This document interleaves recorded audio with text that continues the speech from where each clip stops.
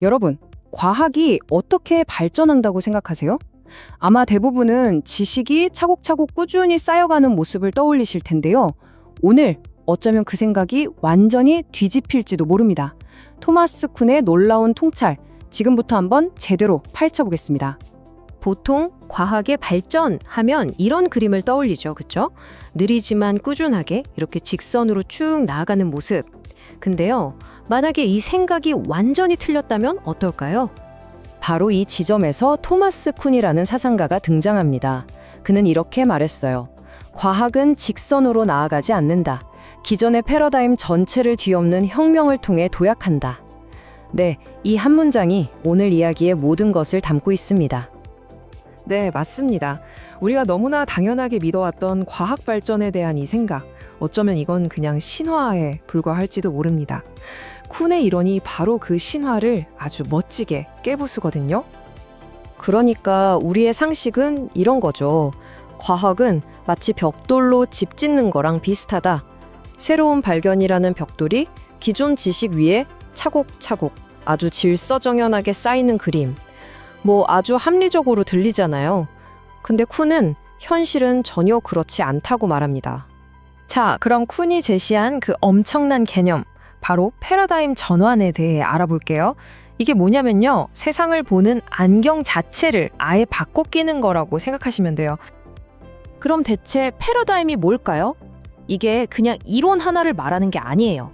훨씬 더 큰 개념입니다. 말하자면 과학자들이 공유하는 일종의 세계관 세트 같은 거죠. 여기엔 뭐가 포함되냐면요. 첫째, 세상이 어떻게 돌아가는지에 대한 핵심 이론이나 공식들. 둘째, 어떤 실험이 제대로 된 실험인지 판단하는 기준. 셋째, 심지어 어떤 질문이 연구할 가치가 있는 질문인지에 대한 암묵적인 합의. 그리고 넷째, 현미경이나 망원경 같은 다 같이 쓰는 도구들까지 이 모든 걸 포함하는 겁니다. 이 타임라인을 보시면 확 와닿으실 거예요. 물리학의 패러다임이 어떻게 바뀌었는지 한번 보세요. 옛날 아리스토텔레스 시대에는요, 모든 물체는 자기 자리로 돌아가려는 성질이 있다고 믿었어요. 그러다가 뉴턴이 등장해서 아니야, 우주는 힘과 질량 같은 수학 법칙으로 움직이는 기계야 라고 세상을 재정의했죠. 그런데 지금은 어때요? 아인슈타인과 양자역학의 시대잖아요? 시공간은 휘어있고 아주 작은 미시세계는 확률로만 말할 수 있다고 하죠. 이게 그냥 지식이 조금 추가된 수준이 아니에요. 세상을 보는 규칙 자체가 완전히 통째로 바뀐 겁니다. 바로 이겁니다. 그러니까 다른 시대의 과학자들은요, 분명히 똑같은 세상을 보고 있는데도 완전히 다른 색깔, 다른 도수의 안경을 쓰고 있는 거나 마찬가지예요. 아리스토텔레스 안경을 끼고는 뉴턴의 세계가 보일 리가 없고요. 뉴턴의 안경으로는 이 신비한 양자역학의 세계를 도저히 이해할 수가 없는 거죠. 자, 그럼 이렇게 거대한 패러다임이 도대체 어떻게 바뀌는 걸까요? 그냥 어느 날 갑자기 짠 하고 바뀌는 걸까요?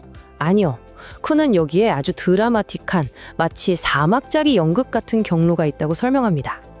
과학적 변화의 4단계는 바로 이렇습니다. 첫 번째, 정상과학 시기에서 시작해서요. 두 번째, 설명 안 되는 변칙 사례들이 자꾸 쌓이고요. 세 번째, 그러다 위기가 찾아오고 엄청난 논쟁이 벌어지죠. 그리고 마침내 네 번째, 과학 혁명이 일어나는 겁니다. 자, 하나씩 한번 살펴볼까요? 먼저 정상과학 시기인데요. 이건 쿤의 비유를 빌리자면 퍼즐 풀기랑 아주 비슷해요.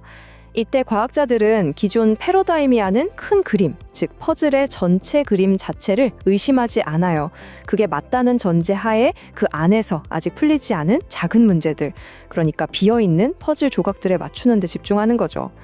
예를 들어 뉴턴 역학이 패러다임이라면 행성의 궤도를 더더욱 정밀하게 계산하는 그런 활동들이요. 자, 그런데요. 이렇게 퍼즐을 맞추다 보면 아무리 해도 그림에 맞지 않는 조각들이 나오기 시작합니다.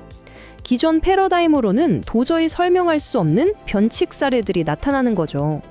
이런 예외들이 하나둘 쌓이다 보면 과학계 전체가 위기에 빠집니다. 우리가 믿던 게 틀렸나? 하면서 기존의 규칙을 의심하고 정말 격렬한 논쟁이 벌어져요. 근데 이 논쟁이 왜 그렇게 힘드냐? 바로 쿤이 말한 공약 불가능성이라는 개념 때문입니다. 이게 뭐냐면 서로 다른 패러다임을 믿는 과학자들은요, 마치 완전히 다른 언어로 대화하는 것과 같다는 거예요. 여기 예시를 보세요. 질량이라는 똑같은 단어를 쓰는데 뉴턴 물리학에서는 이게 물체가 가진 고유하고 변치 않는 값이죠.